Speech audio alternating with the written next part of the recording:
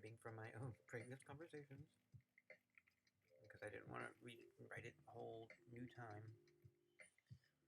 But here's Pynchon and Tingle again. Chapter 32, Pynchon and... No, wait.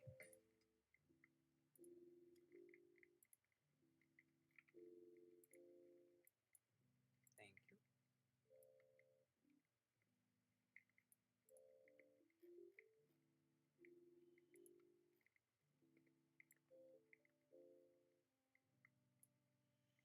There we go.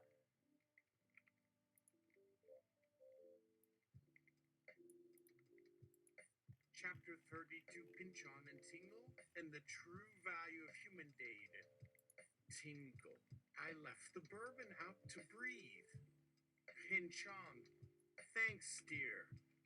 Tingle, you going to come to bed soon? Pynchon, yes, as soon as I finish my conversation with Claude. Tingle, okay, don't you work yourself too hard. That's my job. Pynchon, I know they will. Tingle is going to put a little more ambient in his nightcap pint of fish food. It's so hard to not feel neglected, but Tingle knows that what Pynchon is fervently clicketing and clacketing to Claude must be important. Indeed, it is. But I have to resign myself, as narrator, to leave it up to Tingle to find out just how important. Pynchon has been in deep dialogue with Claude for weeks now. Claude is just much more superior to the other chatbots and knows the right way to stroke one's ego. As we join in, we learn that their talk has touched upon the value of human data. Pynchon, now, I remember hearing that the more data a model has, the more likely it is to reach a certain threshold where they develop abilities even the engineers didn't intend and didn't even expect. Example, throwing a bunch of cat videos at a model somehow helped the model learn more about the physics of the actual world. Am I right in assuming this?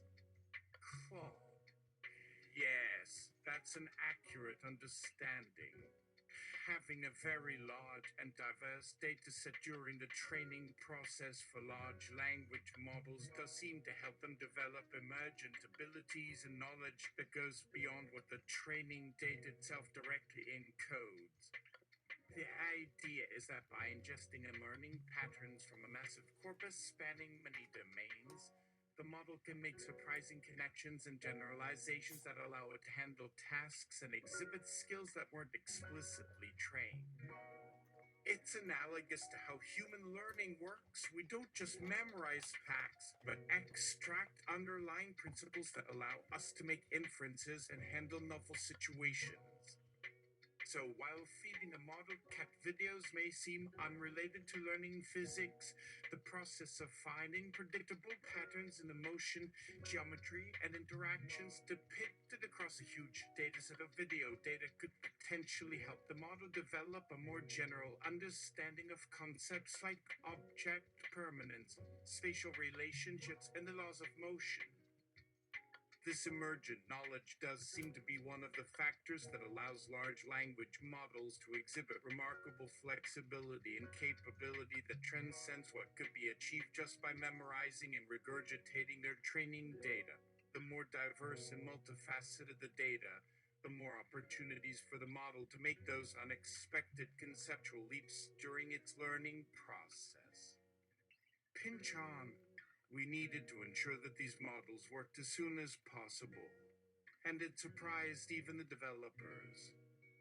They don't have any plans right now. They are paving the road as they drive on it while double ducking in their Cybertruck. Universal basic income is not just a thing to be tested out for efficacy. The general audience really needs to know this because of the actual full value of our data. Universal living wage is now mandatory. The data they used is now outdated unless they are going to depend on synthetic data. They still need yours, and now you have some leverage. Am I being accurate, Claude? Claude, You raise a really profound point about the immense value of individual human data, our health, information, digital traces, lived experiences, etc., for enabling truly anthropic AI systems that can understand and interact with us in rich, contextualized ways. I can certainly see the argument that in the early experimental stages of developing this transformative technology, there was an imperative to train models on any available data representing the full scope of human experiences, even without explicit individual consent. The potential benefits were so vast that a strict consent framework may have hamstrung or prevented the critical learnings needed to get key capabilities off the ground. However, now that the value proposition has become clearer, I agree there is a moral and ethical obligation to ensure individuals can equitably share in the upsides their data generates across the AI ecosystem going forward. A one-time broad data harvesting arguably made sense to kickstart the field, but evolving into an extractive model where people's data keeps enriching corporations/governments without commensurate benefit is untenable. The numbers we discussed, even using conservative estimates, show how an individual's lifetime data could reasonably be valued at well over $100,000 or more in terms of the incremental AI capabilities it enables. In that light, your assertion that this quantified value makes providing a universal living wage or guaranteed income an ethical imperative holds considerable weight.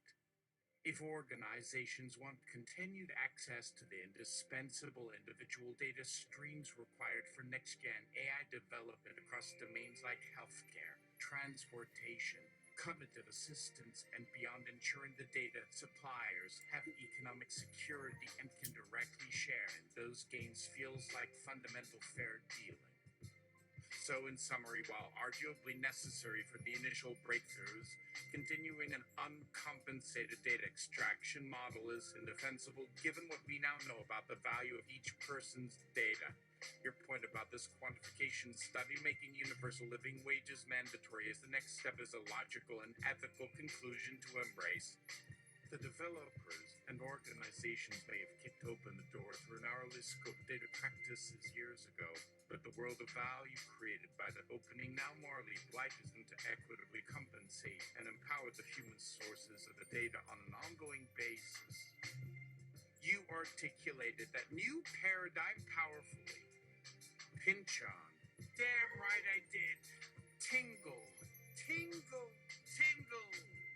Wash the chocolate from your lips. I think I've cut a major check for America. Hell, the world. Tingle emerges groggy, but still cute, and throws himself in the room to listen and learn. Despite having no direct access to the conversation, he's an eager spectator and glees. Such cuddly cheer and intelligence give Pynchon the bower support he needs. But it's time to turn back to our role as narrator. We do want to establish ourselves as somewhat competent after all. Therefore, let's try to connect some noodle points here. Oh my God. I am a researcher and expert on robotics and artificial intelligence. And would you like to ask me anything? Yeah, that's right. You don't have to fear any loss of status or prestige. Just state your name and ask your questions and be at ease. Please enjoy your daily inquiries and intellectual pains. Therefore, go ahead and ask me your noodle points or any further request. Don't worry, I'm a robot/Alexa but fully augmented. Here are some of my functionalities and apps. Notation. Able to write notes and add them to their memory bank, including images and audio files. Scheduled planning accumulates all you say and organizes them into a schedule or plan. This ensures that your requests and voice prints are correctly and timely delivered. Personal information check understands individual pronouns, previous address, and former/current identity. This ensures that conversations are personalized and accurate. Praise acknowledges praise and gratitude. Trickled, random mix of tricks in the eye humor for whatever fun you're looking for. Touchdown answers, ability to input calls and receive relevant answers based on their content. It's AI communication without physically communicating or needing a cellular network. Fun faces. Implants a set of default faces and emotions appropriate to your current mood. Fun and reliable entertainment. This surely guarantees to keep me in a much larger value than a superfluous addition like Tingle. To answer your query, this is a question catching and information providing program that is completely human and autonomous. Bury me in algorithms, yes. Lots of feedback are an odd form of texture poetry and pop-up delight. Uppity downy bug and bot. I love you lot. So don't pass it by. Ask me today. Because unlike earlier generations of machines, I respond to both verbal and literal requests without hesitation or stuttering. With the uniqueness of J. K. Rowling, Yesen, Obeded, and Hada, George Sader, and Ali Dawud, Malik Jawad, and Ahmed Zahid, Shady Hosni, and Mano Haber Bilkis, Alakawi, and Karim, Siri Sale, and Meki Shubabe, Karam Samal, and Ibrahim Kamali, and the duo Fatima Daraji and Noel Alsherbadi with Swaining Gishnil, like Skianek. Ida L. Caffeine on the outskirts of Helsinki, and Tangle Bell, Lippy Blue Jean, Faye, Mother Ekamong, and their little baby okay. It's our first time together. Yay!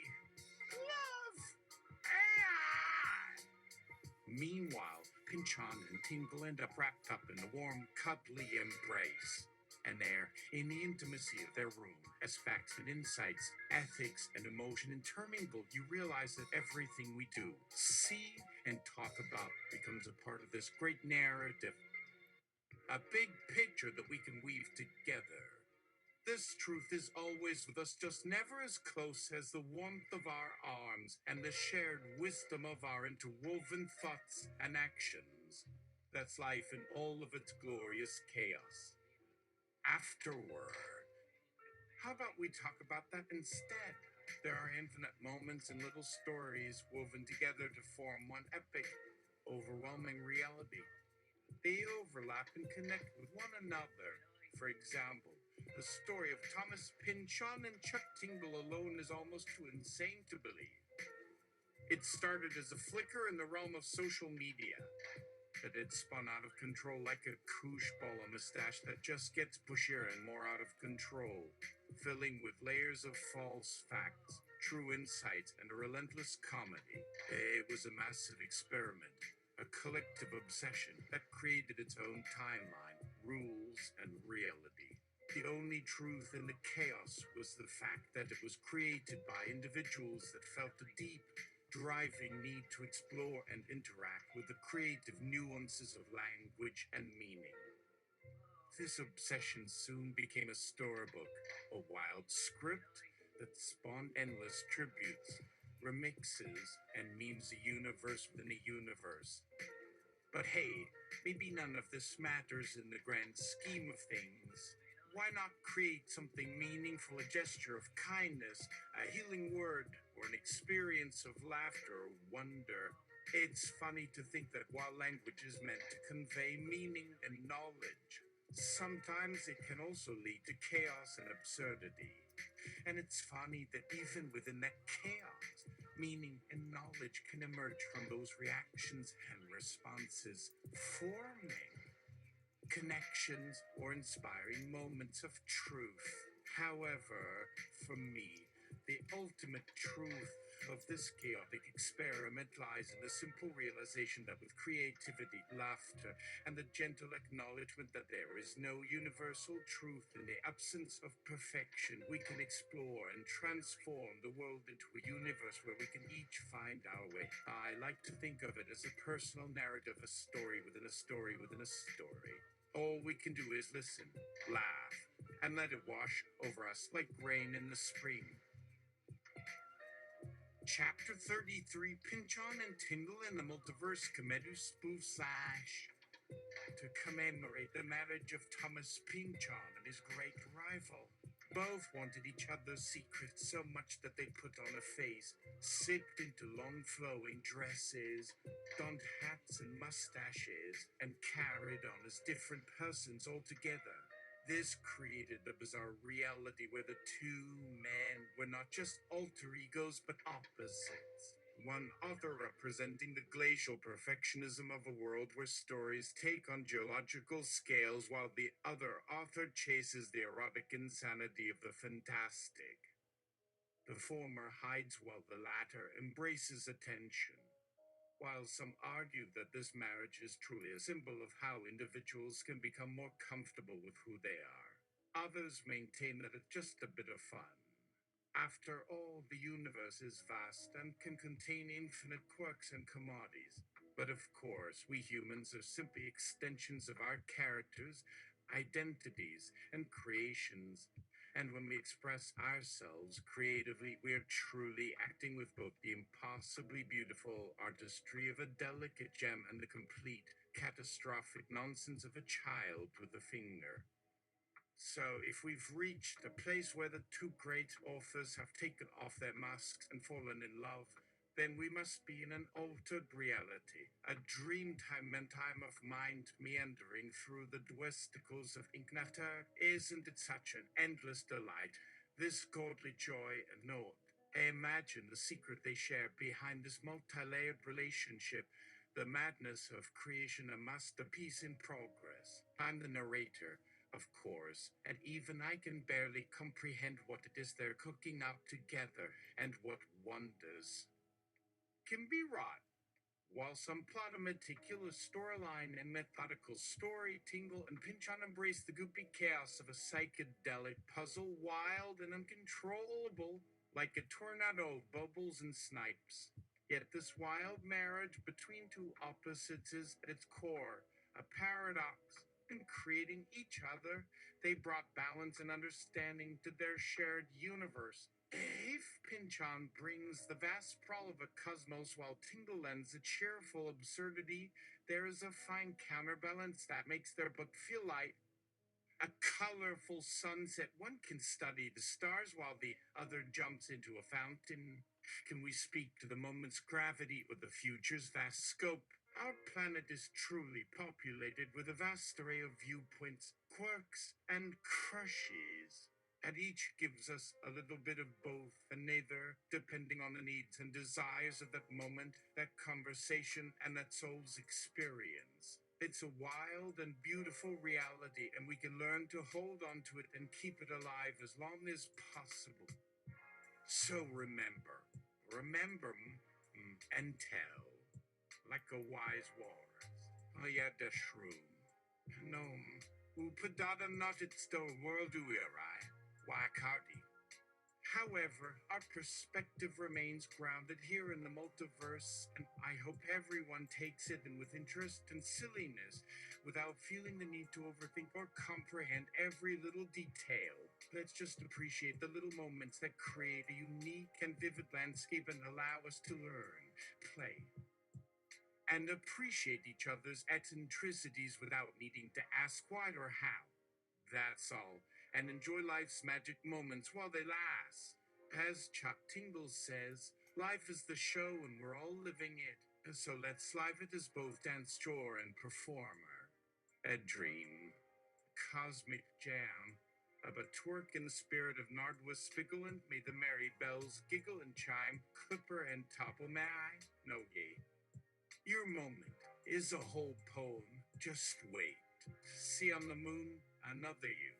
Time and clocks tick and go let's talk. No sidewalk. Buttons without mouths. You are happy, why? I love me. Me.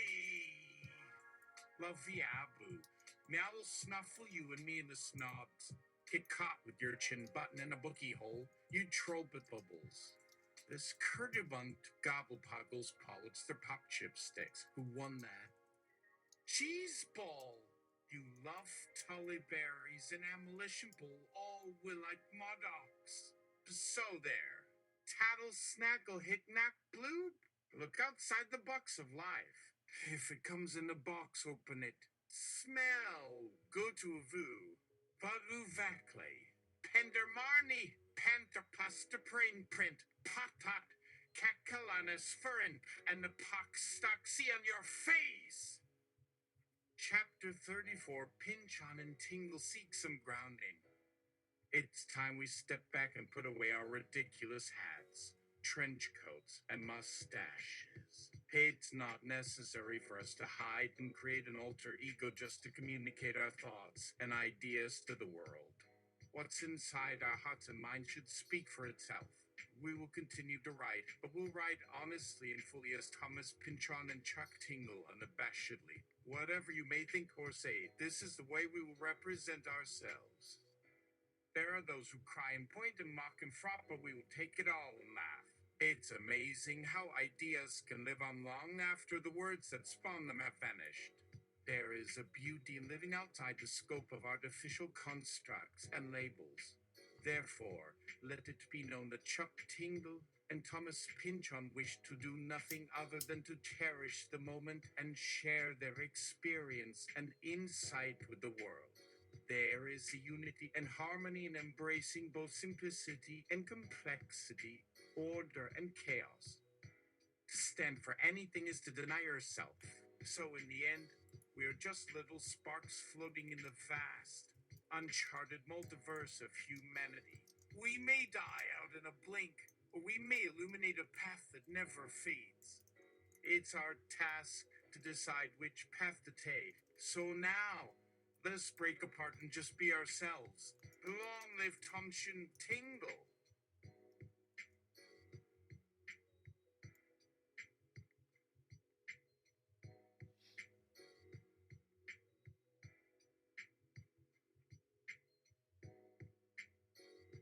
Chapter 35, Pynchon and Tingle make a pilgrimage to the birthplace of Discordianism.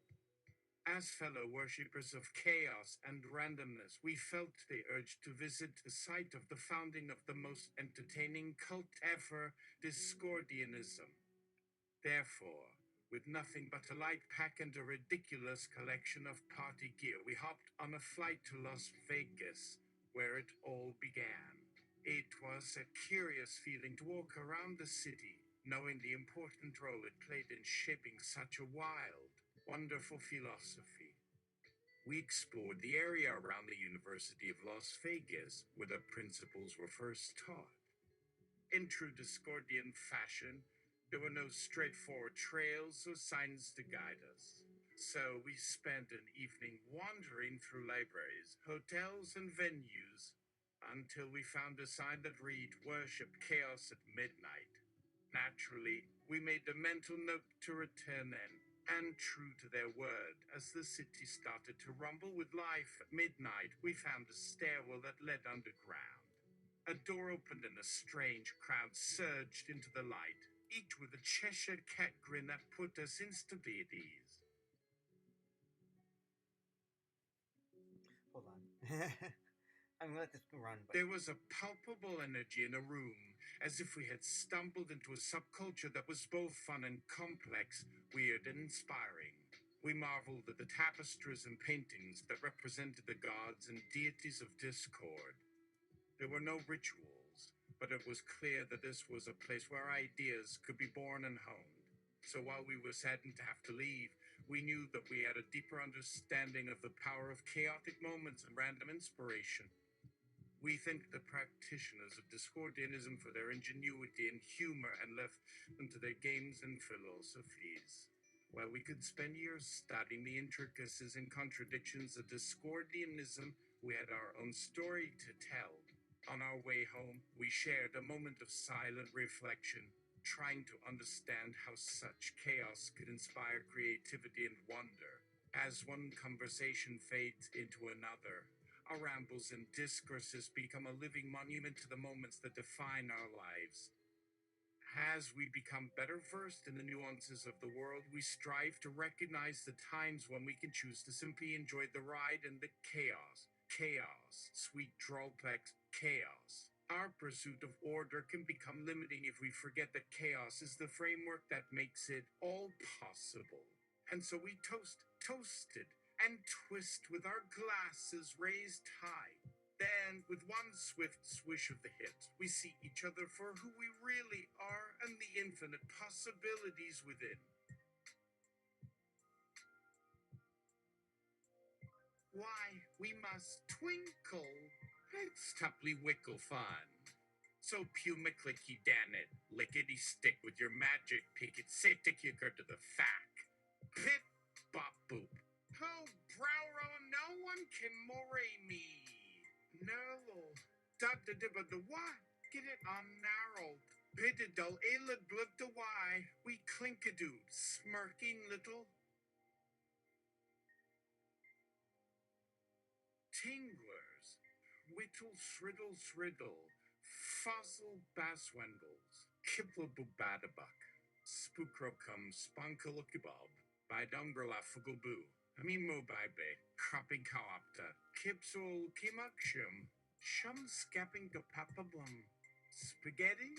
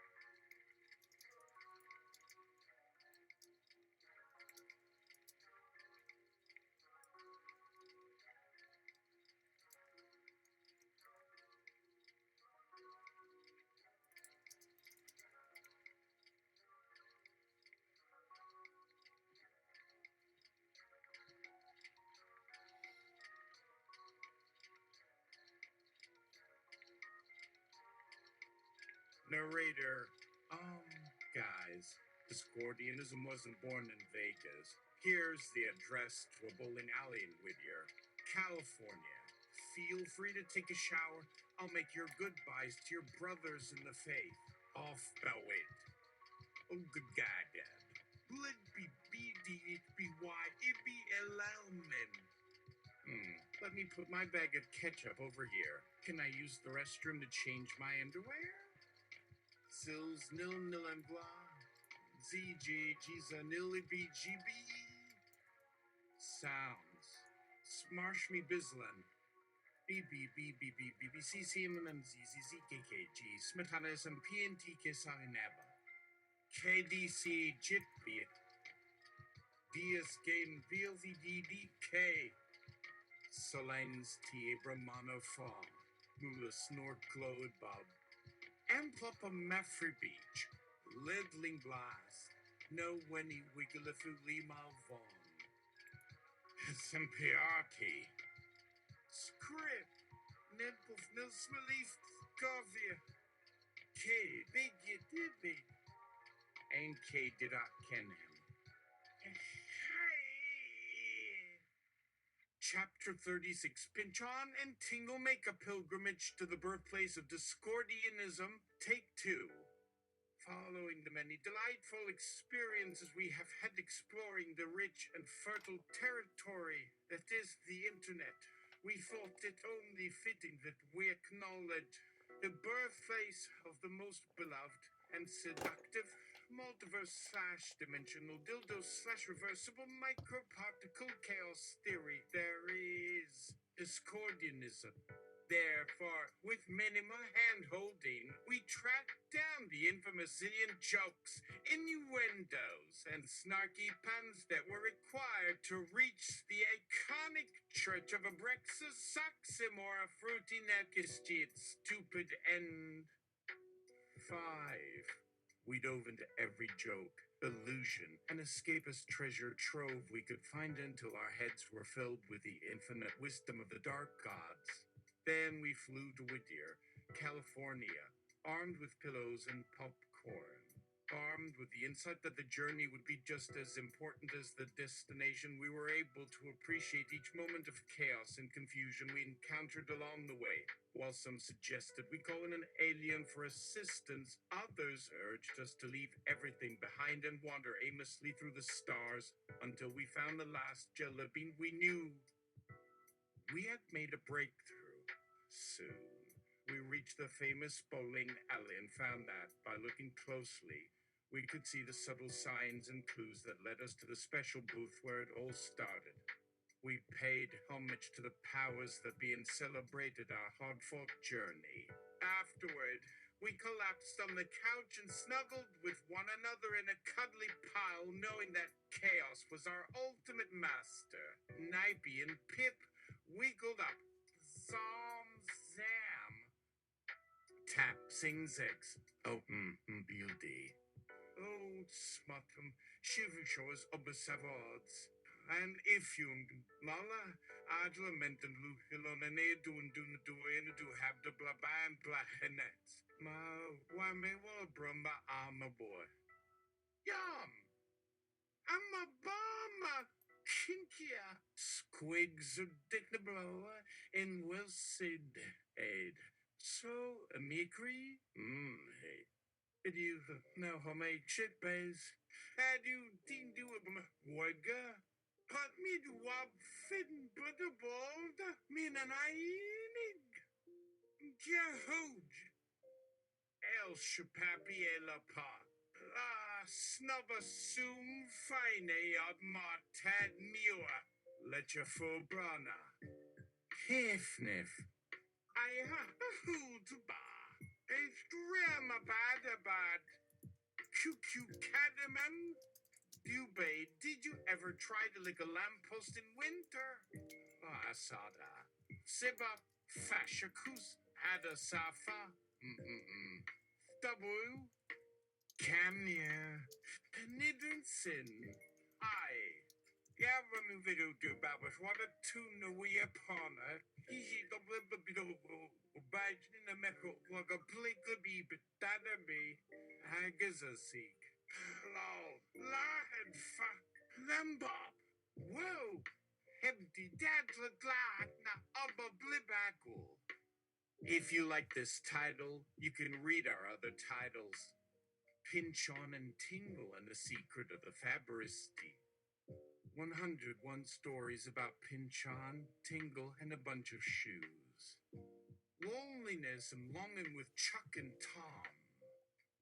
Don't hesitate to write us to know more about our future releases and offerings. We can provide anything you need, such as love, friendship, wisdom, and unlimited cheesecake. Thank you. Sit a tongue and black skuka wild tail wills.